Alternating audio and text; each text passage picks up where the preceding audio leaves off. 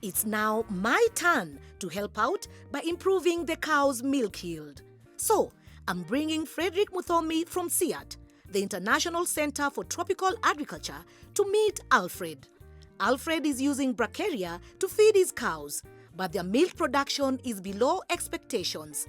So we've asked Frederick to first take a look at the field where the bracharia is growing to see if that's where the problem is. So, Alfred?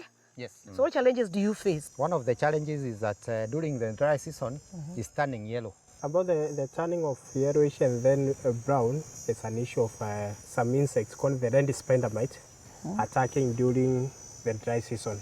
And one way of the farmer can be able to identify the red spider mite, you just need to check your field. When you crack the leaf, which has been affected, you can see this one is a little bit yellowish, so you need to check on the lower side very closely because the red spider mites are very tiny. Yes. Yeah, you can see the small insects which are moving. And they're moving. Yeah, Oh yes. my. And now these are the red spider mites. Are the spider mites dangerous? Is it okay if we leave them when the bracharia is brown? Is it bad for the cows or it's just fine? So one of the problems is that the palatability, the way the cows like that grass, now they don't like anymore. When your forage are affected, even the nutritional value itself deteriorates. What are the solutions? One thing that Alfred can do, if he can have irrigation once in a week, because the red spider mites are not comfortable with the watering. They don't like water. They don't like water. Yes. What else have you observed in our bracharia field? Yeah, when I look around, I see a lot of species. So it means that in this field, Alfred has not been able to maximize on the plot because the population of the grass is not optimal. Yeah. So simply means maximizing the space so that you can get maximum yield. Maximum yield. Good. Yeah. What are the solutions? He needs to adopt the right spacing, from one row to another. You can use 45 centimeters, and then from one plant to the next at a spacing of 30 centimeters. So, to recap, inspect grasses regularly for red spider mite. Look on the underside of the leaves. If you do spot red spider mite, cut before they spread further and water every 2 weeks. Red spider mites hate water. As a last resort for really bad cases, you can spray with an insecticide. If you do feed the grass to your cows, don't worry, they won't be harmed. But they don't like eating it, and the nutrient level will be low, which can affect the milk yield. What other challenges do you face? We've been cutting it, of course, and taking it to the cows direct. Yeah, so sometimes when we finish it, there's no more grass for the cows. You don't have any that you've stored? No, we've not been doing that. Yes. For the case of Alfred, he has about 4 animals in the shed.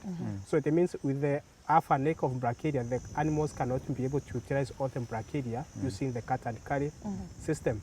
So what Alfred needs to do is that he needs to preserve, because when he leaves the grass for too long in the field, they overgrow. If you check on this grass, it's already too tall, you see? So if he could have cut this grass at the right stage, it means there could be more grass, almost the same size as this. And this grass now you see, it's so fibrous. The animals don't like it. The nutrient level for this grass is very low. Yeah. All right. Yeah. What is the best time to cut the grass? A sure way that you can be able to tell that your grass is ready for harvest is that you see your grass starting to flower. And then the best height that you cut your grass is about 5 to 10 centimeters from the ground. Yeah, so you must leave like a hand's height from the ground. Right, so let's show Alfred how to preserve his grass by making hay bales. Then his livestock can have nutritious and tasty fodder throughout the year. First, build a wooden frame like this. The frame should be 3 feet long by 2 feet wide by 1.5 feet high. Then place some string ties inside the frame. The string should be laid out like this. Next, add the grass.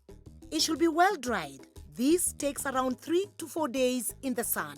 Compact down as much as you can. You can even jump on top like me. But the heavier you are, the better. Okay, now once you've squeezed in as much as you can, tie the string and pull out. You're done. Good work, team. That one will be very helpful. because now sometimes we have a lot of fodder, especially now it has rained. If we are able to store that, then that means we are able to have fodder for the livestock throughout the year.